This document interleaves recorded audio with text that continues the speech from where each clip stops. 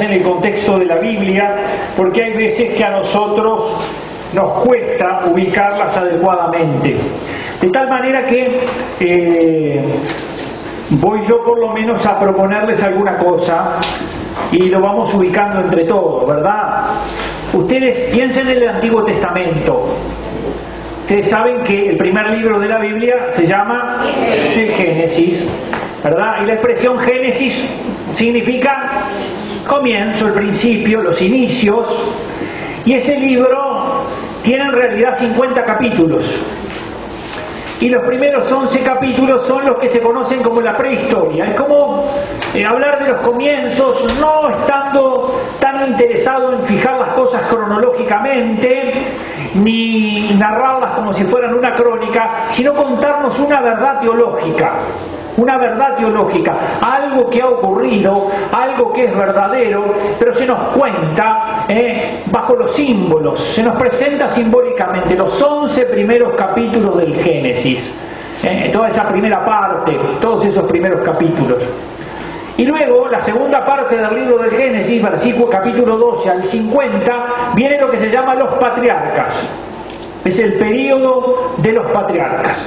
De manera que allí vamos a ubicar a uno de los principales personajes del Antiguo Testamento. ¿Quién es? Abraham. Uno de los primeros personajes del Antiguo Testamento. Especialmente, ¿qué es lo que se reconoce de Abraham? La fe. La fe. Porque ¿qué cosa ocurrió con Abraham? ¿Dónde estaba Abraham? ¿En qué lugar era Abraham? De Ur de los Caldeos. Estaba en una tierra lejana. Y recibió una llamada de Dios. Y la llamada de Dios le dijo, ¿qué cosa? Deja tu tierra y tu parentela. Deja todo y sígueme, ¿verdad? Le dice, vete. Y le dice, a una tierra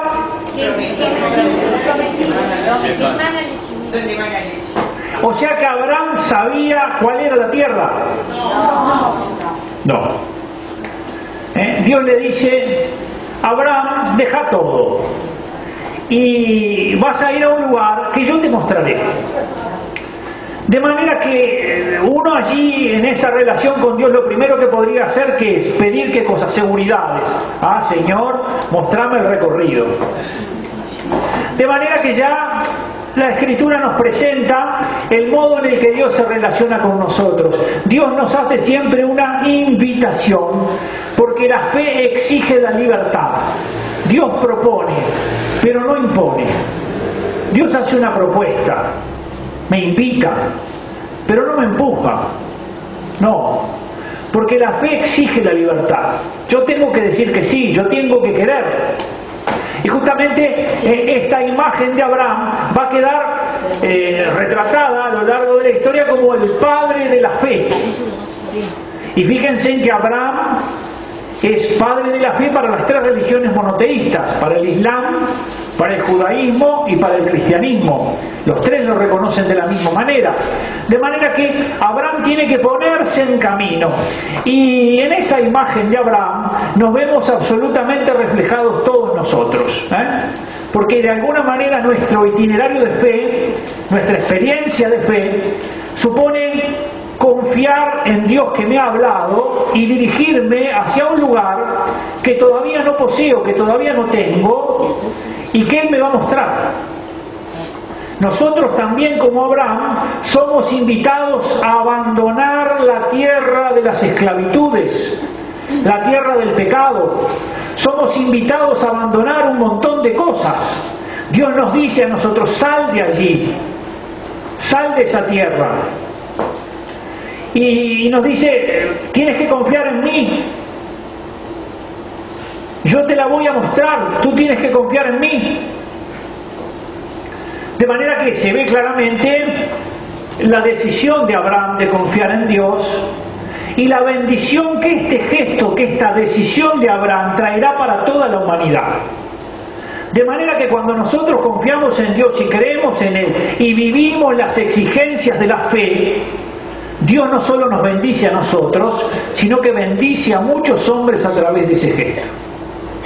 a veces no reconocemos de inmediato las repercusiones que tienen esas decisiones de fe que tomamos. Pero en muchas decisiones de fe, ¿verdad?, Dios no solo bendice al que responde generosamente, sino también que esa bendición se entrega para muchos. Y de hecho, cada uno de nosotros se podría dar cuenta de cuántas bendiciones han recibido a través de gestos de fe que han realizado otros. Muchas. De manera que Abraham se ubica por el entorno. Las fechas en las Biblias son muy complicadas, ¿verdad? Porque no se puede tener una exactitud milimétrica. Pero piensen en el año 1950 a.C. Se lo ubica por allí, entre el 1900 y el 1950 a.C. Y allí parte Abraham. Le hace una promesa a Dios. Le dice que mire las estrellas del cielo y que cuente las arenas, si puede, y le dice que le va a dar una descendencia más numerosa que todo eso. ¿Cumplió Dios? Sí. ¿Somos nosotros parte de esa descendencia? Desde luego. Quiere decir que la palabra de Dios es fiel. En este itinerario de fe, aquel en quien ponemos nosotros nuestra confianza es fiel. Permanece fiel. Su promesa una y otra vez viene sobre nosotros. Y Dios mantiene su promesa. De manera que cuando nos invita a salir, no nos deja solos.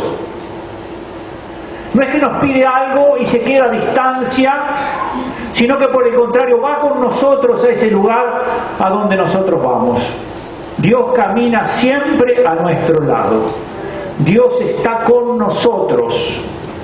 Y desde que el Hijo Eterno se encarna, esto se hace presente permanentemente.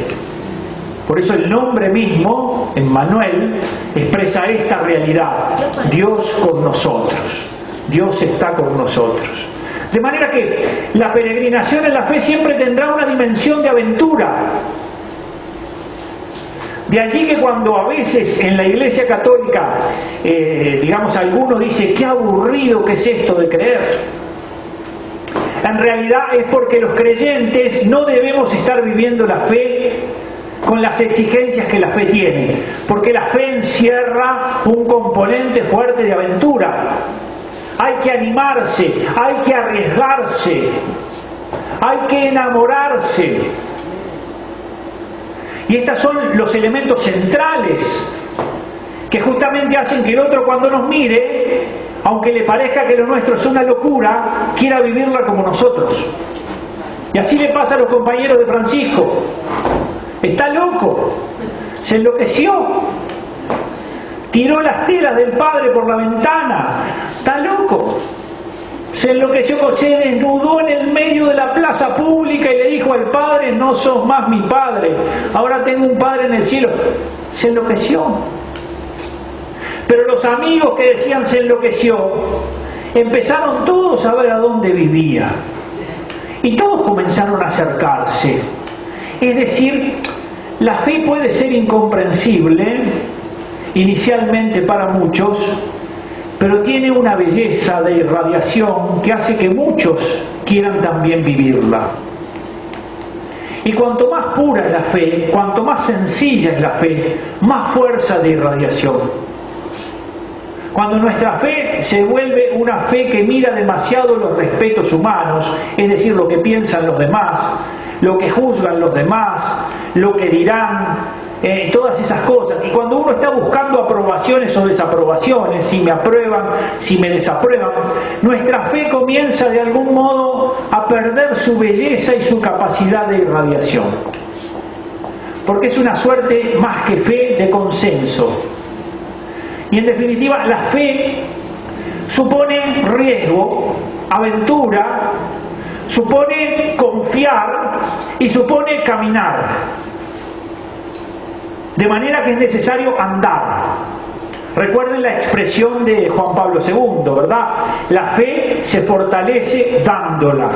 ¿Cómo fortalezco mi fe? Dándola. ¿Cómo uno puede crecer en la fe creyendo? Es decir, en la medida en que creo, mi fe se acrecienta. En la medida en que creo, el dinamismo de la fe me introduce cada vez más allá. De manera que Abraham es un paradigma, porque los rasgos esenciales de un creyente aparecen ya presentes en él. Demos un saltito y vayamos más a la otra figura. Recuerden que después del periodo de los patriarcas va a aparecer en escena uno de los grandes personajes de la historia de Israel. Moisés, ¿verdad? Moisés. ¿Cuándo lo ubicamos a Moisés? En el 1350 a.C. Recuerden que los judíos, dicen los estudiosos, fueron 400 años esclavos en Egipto. ¿Y quién va a aparecer? Moisés. Va a aparecer. ¿Y cómo aparece Moisés? Ciertamente que el faraón tenía un imperio sólido. Al faraón nadie se le oponía. El faraón además iba a perpetuar el imperio porque tenía un gran poder. Y cuando miraba por la ventana, ¿verdad?, y salía a contemplar quiénes podían ser sus enemigos, no veía ningún enemigo que se le pudiera poner delante. Pero entonces Dios tuvo una idea. ¿Y qué hizo Dios? Dijo, a este faraón yo lo voy a hacer caer. Y cuando el faraón se sentía más seguro, Dios sabía que era más vulnerable.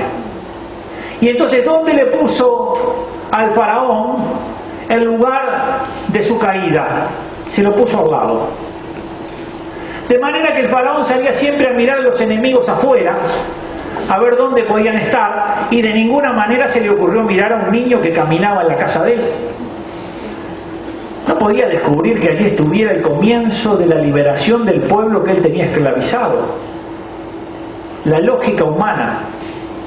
En cambio, ¿verdad?, este niño, que ustedes ya saben la circunstancia extraordinaria, manda a matar a los varones, la madre para salvarlo lo pone en el cesto, la hija del faraón lo recoge, todo lo que ocurre, ¿verdad?, todo lo que ocurre en esa lógica divina, en ese plan de Dios, llega el momento en el que este niño comienza a caminar y todo el mundo lo saluda con reverencia, la gente lo quiere, todo el mundo lo cuida, que no se vaya a lastimar, que no le pase nada, pero cuando crece,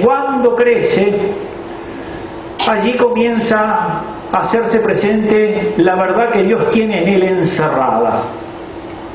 Todos nosotros podemos reconocernos por determinadas cosas, por nuestra profesión, por nuestro estudio, por muchas cosas, pero cada uno de nosotros es un misterio que solo se revela en Dios. Hay una dimensión de misterio en cada uno de nosotros que solo se revela en Dios. Y con este niño pasó exactamente lo mismo cuando descubrió que él en realidad no era egipcio, sino que era un judío, y que Dios lo había llamado para liberar a su pueblo. ¿Y qué hizo Dios?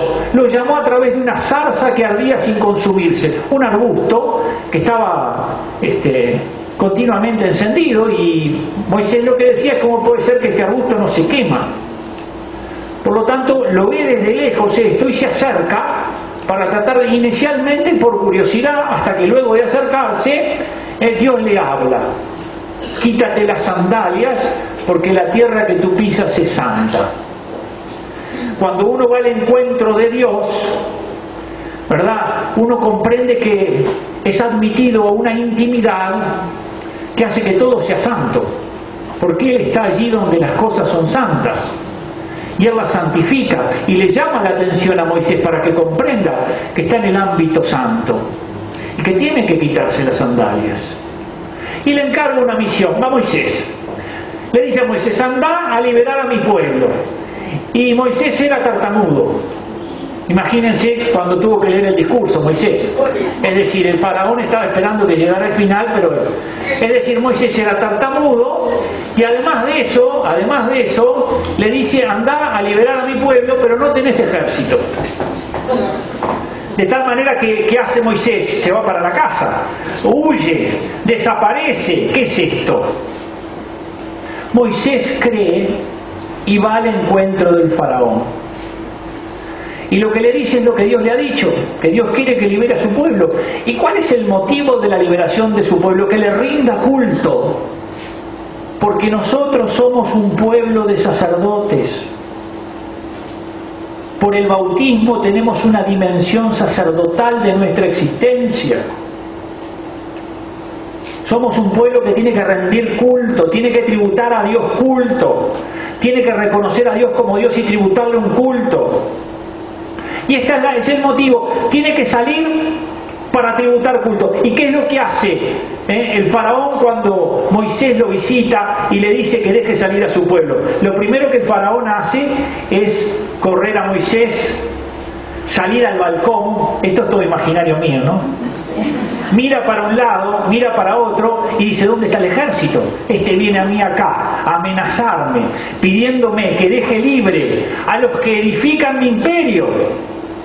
Porque los esclavos son los que me hacen fuerte, son los que edifican mi imperio. Es decir, mis intereses son seguir siendo faraón y consolidar cada vez más mi imperio. Y en cambio, ¿con qué viene a amenazarme? Y se da cuenta que Moisés no tiene nada.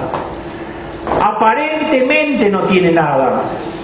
Pero Moisés viene con una fe que comunica el compromiso y la fidelidad de Dios. Es decir, hace presente el poder de Dios. Y por eso Moisés le dice al faraón las cosas que Dios le ha pedido que comunique. Y ya después todos sabemos, ¿verdad?, cómo se resuelve esta historia, porque el faraón llega un momento que dice que se vayan, y entonces deja salir al pueblo de Dios que se encontraba esclavizado. Quiere decir que la fe que se expresa en Moisés es camino de libertad. Si vivimos la fe, si aceptamos los desafíos de la fe, transitaremos el camino de la libertad. Claro, algunos preferirán quedarse en Egipto comiendo cebollas. Porque algunos de pronto dicen: vamos a salir al desierto.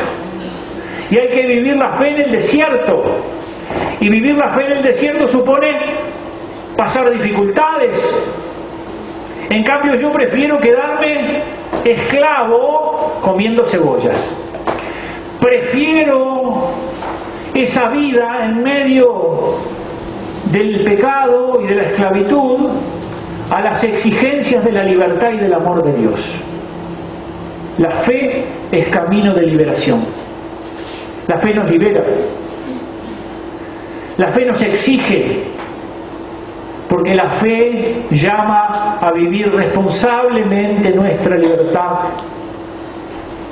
De manera que todos estamos llamados a transitar ese camino de la liberación que nos viene por la fe. Y otro saltamos porque si no, no terminamos más. Otro de los grandes personajes del Antiguo Testamento llega por el año 1000. Es uno de los grandes, el rey David. Un hombre formidable. En tiempos de Jesús todavía los ecos resuenan de él. Era un rey que había dado prosperidad, un rey religioso que servía al Señor, un rey que había logrado darle unidad a su pueblo, un gran rey, el gran rey de Israel, el rey David. Pero este rey David cometió un pecado. Quiso tomar a la esposa de Urías, elitita, y entonces lo puso a Urías en el lado más débil de la batalla para que lo mataran, porque se quería quedar con la esposa. ¿Y qué ocurrió? Que apareció el profeta Natán, un hombre sencillo, y le enseñó una parábola. Le dijo: tú que eres el rey de Israel tienes que juzgar. Y le dijo: un hombre tenía una hacienda numerosa, tenía de todo, pero comenzó a mirar la hacienda de su vecino, que tenía apenas poca cosa, apenas tenía un ganadito. Y entonces que tenía mucho, en un momento determinado mató al dueño de la hacienda y tomó lo que tenía. Y le dice Urías: ¿qué juicio merece este hombre? Y David, como rey, dice: tiene que morir. Y el profeta Natán le dice: ese hombre eres tú. De manera que Dios le dice: no me vas a construir el templo. David quería construir el templo. Dios dice: no me construirás el templo. Pero este gran rey de Israel comienza un camino de conversión, de profunda conversión y de arrepentimiento. De manera que la fe es un camino de arrepentimiento y de conversión. ¿Cómo lo plasma David este camino de arrepentimiento y conversión? En el salmo que rezamos los viernes en la liturgia de las horas. El Miserere, el Salmo 50-51. Señor, por tu bondad, ¿verdad? Va contando su historia. Límpiame, Señor, de mi pecado continuamente, porque yo reconozco mi culpa, tengo presente mi pecado, contra ti pequé y cometí la maldad que aborreces. En la sentencia tendrás razón, en el juicio brillará tu rectitud. Mira que en culpa nací, pecador me concibió mi madre. Y así va pidiéndole perdón a Dios por su pecado. De manera que la fe es un camino de arrepentimiento y de conversión. En la fe justamente somos invitados a mirarnos a nosotros mismos y a pedir perdón al Señor de las cosas que no son según su designio. En la fe somos invitados a caminar y a levantarnos cuando nos caemos y a volver a poner nuestra vida en la dirección adecuada. Por eso todos nosotros sabemos que somos pecadores. Y todos sabemos que estamos necesitados de conversión. Y ninguno de nosotros está convertido. ¿Por qué? Porque de alguna manera el último suspiro en nuestra existencia supondrá el desafío también de convertirnos. Si pensamos que estamos convertidos, parece que estamos equivocados. Porque la conversión, que puede tener en algún momento de la vida un golpe muy especial, en realidad es un proceso permanente que nos lleva toda la vida. Era increíble ver a Juan Pablo II en el final de su existencia, en medio de su enfermedad, hablando de la necesidad de conversión que tenía. De manera que la fe es un camino de conversión. La fe es un lugar para el arrepentimiento. ¿Por qué? Porque el conocer la verdad sobre Dios ilumina mi existencia y me permite reconocer que es bueno según Dios y cómo debo justamente rechazar lo que no lo es. David, otro de los grandes personajes de la historia en el entorno del año 1000. Luego de ese periodo de David vienen los profetas, ¿verdad? Todo el periodo de los profetas. Los profetas en Israel aparecen entre el siglo VIII antes de Cristo y el siglo II antes de Cristo, pero el periodo fuerte de los profetas es entre el siglo V y el siglo III. Allí están Isaías, Jeremías, Oseas, están todos. Y hay profetas que se superponen. En la capital de Jerusalén está hablando Isaías y en Samaria está hablando Oseas. Son contemporáneos. ¿Y quiénes son los profetas? Son los hombres que Dios pone en el mundo para hacer vibrar nuestra vida, porque nuestra vida o se ha apartado de la verdad de Dios o se ha vuelto mediocre. De manera que la fe lucha contra la mediocridad. La vida de fe se ve asaltada muchas veces por la mediocridad, por la tibieza. La vida de fe se ve amenazada por la comodidad. Uno en la fe también puede estar cómodo. Acomoda su fe para el lado que le viene bien. No tiene problema. En cambio, esa fe que se acomoda o esa fe que se vive tibiamente se va secando. Es inexorable. Se va apagando. Va perdiendo su vigor. Va perdiendo su belleza, su capacidad de irradiación. Va perdiendo, una palabra un tanto especial, lo que se llama la parresía. La parresía. ¿Qué es la parresía? Es el hablar valientemente delante de los demás. Esto es lo que decían que tenía San Pablo. Parresía. Hablaba con valor. No le importaba el juicio de los demás. Porque si hay algo que es nefasto para la fe, es el vivir esperando la aprobación o la desaprobación de los demás. Si hay algo que vuelve a la fe tibia o mediocre, es que la fe quede subordinada a las aprobaciones o desaprobaciones. La fe vive de cara a Dios, se vive de cara a Dios. La fe se vive con humildad y sencillez, pero las cosas que vienen de ella no es para complacer a los hombres, ni para agradarlos, ni para desagradarlos. Es para servir a Dios, es para glorificar a Dios. De manera que los profetas, ¿qué es lo que hacen en su existencia? Eso. No buscan ni caerle bien a la gente, ni caerle bien a los poderosos, ni adularlos, ni decirles lo que quieren escuchar. No les interesan esas cosas, porque están al servicio de la verdad que Dios les ha comunicado, y solo pueden decir aquello que Dios les ha comunicado. De manera que la fe, aunque se vea asaltada por estas realidades, está invitada a vivir desde la parresía, desde la libertad, una libertad interior. Es libre interiormente y habla con valor. No está midiendo, no está calculando. Es decir, si digo esto, entonces me pierdo el ascenso. Si digo esto, entonces el vecino no me saluda más. Si digo esto, este se enoja. Si digo, es decir, cuando llega al cielo, el Señor le dice, bueno, hubo tantas razones contempladas para no obrar, que no sé si te dejo entrar o si todavía te dejo afuera.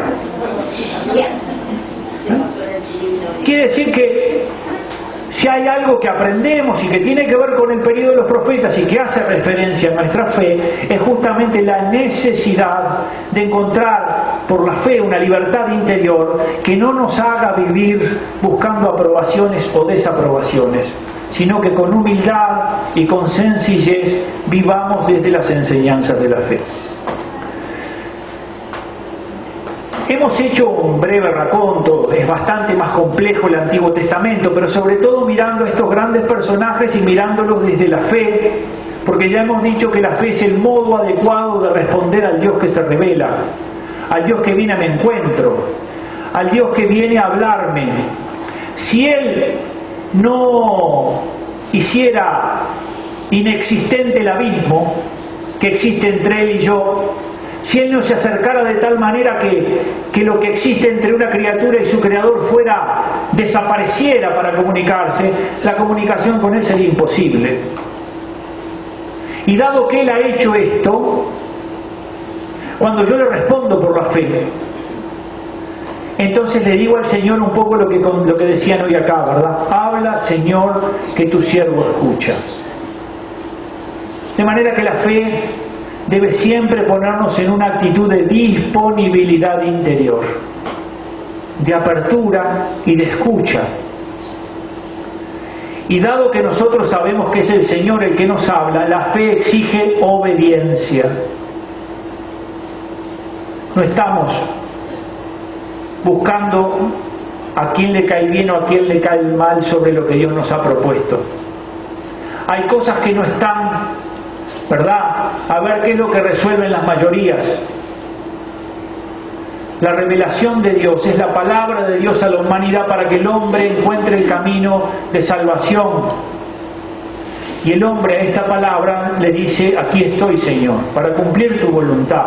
Incluso en la plenitud de los tiempos, podríamos decir que el sí de Jesucristo y el sí de María son el modo más adecuado de respuesta que Dios encuentra en la historia de la salvación, y que nos invita a nosotros a sumergirnos en esa disponibilidad y en esa obediencia que tienen Jesús, el Hijo de Dios, y su Madre, nuestra Madre, la Santísima Virgen María.